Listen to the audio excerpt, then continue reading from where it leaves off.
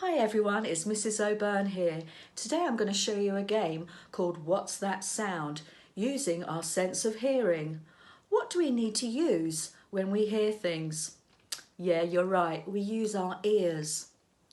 I'm going to make 3 sounds now and see if you can guess what they are. My first sound is this.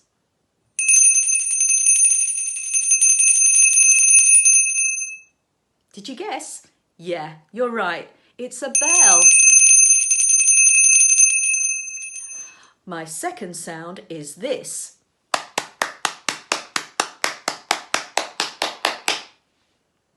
What did you think it was? Yeah, you're right, it's clapping. My last sound is this. You're right, it's opening and closing a door. See if you and your family can find sounds and take it in turns and guess what they are. Take care. Bye.